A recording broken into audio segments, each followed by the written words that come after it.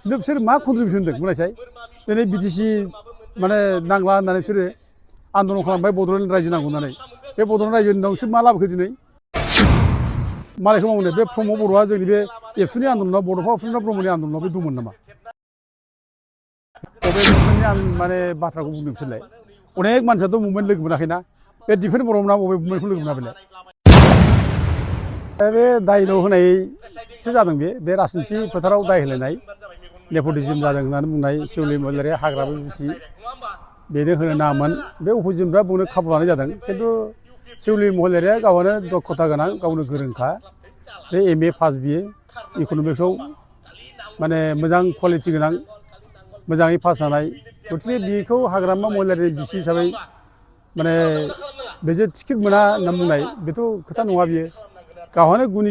गियानि गावहानो माने माबा गुन दंखायो गावहानो गोरोंबो दा बे मानसिया ओंखारबोदोंब्ला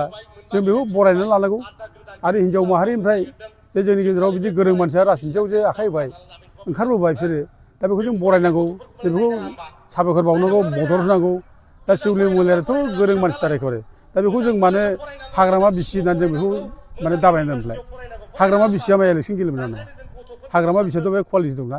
बे गावनि गुनखौ लानानै बे जेबो मावला नामा माबा मोनसे मावलानै बे हाग्रामा बिसि बे न' सिङाव ओंखाम संबाय थानांगौ नामा दा बेबायदिनो खुनु जौगाया हाग्रामा बिसिया गावहानो कुवालिटि गोनांखा हाग्रामानि नाम लानानै बे मोनाखै गावनि कुवालिटिजों मोनदों दा बरंस' बेखौ मानसिफ्रा हाग्रामानि बिसि होनना बुंनानै एसे माने मानसिफोरखौ माने एसे कनफिउस खालामनो नागिरनाय जादों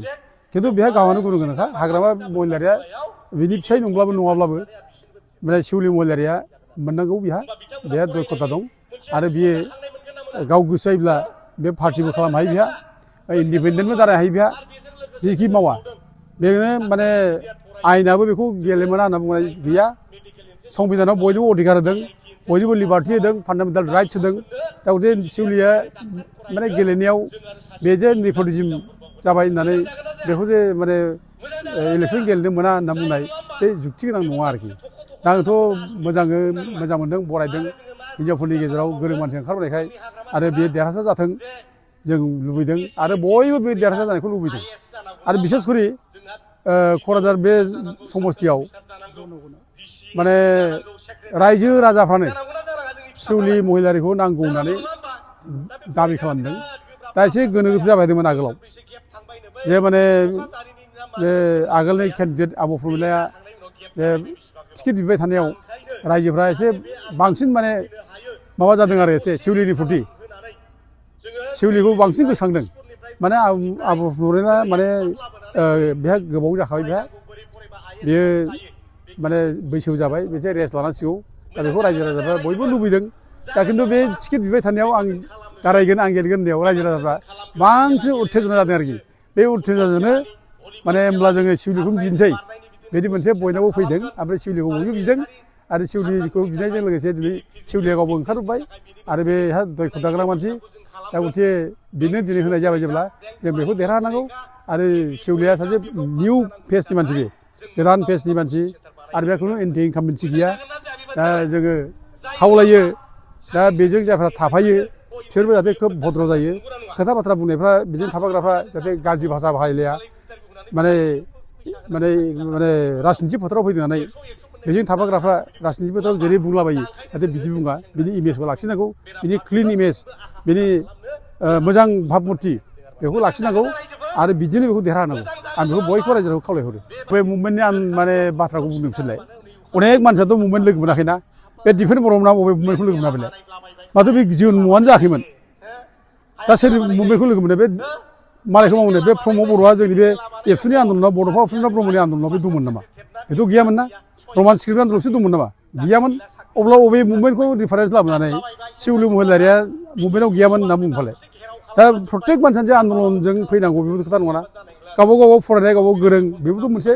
माने जुजिनाय बेबो दा दिनै गाव माने गुबुन एनजिअ थानानै खामानि मावदों सेउलि महिलारिया बेबोथ' गिदिर कन्ट्रिबिउसन ना बे दस्रा एनजिअ थानानै मावदों बेबोथ' कन्ट्रिबिउसन ना दा दिनै प्रमद बर'मोना डिफेन्स बर'मोना बा बिसोरनि ग्रुपआ सेउलिया जेबो कन्ट्रिबिउसन गैया होनना बुंना होदों खिन्थु बिसोर मा कन्ट्रिबिउसन होदों बुंनायसाय दिनै बिटिसि माने नांला होननानै बिसोरो आन्दलन खालामबाय बड'लेण्ड रायजो नांगौ होननानै बे बड'लेण्ड रायजोनि उनाव बिसोर मा लाबोखो दिनै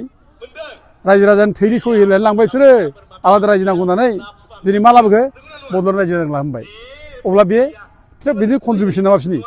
दिनै बिटिसिनि थाखानाय जानाय बाउण्डारि बेखौ सिफायनानै माने सुक्ति खालामबाय बिसोरो बेखौ सिफायनो नागिरबाय दा अब्ला बिसोरनि कन्ट्रिबिउसन नामा दा बे कन्ट्रिबिउसन बाथ्रा बुंनानै गावसोरल' बेखौ कन्ट्रिबिउसन गोनां होनना बुंना लानानै सासे दक्षता गोनां सासे गोरों मानसिखौ सासे जाखांफुनाय लाइमोन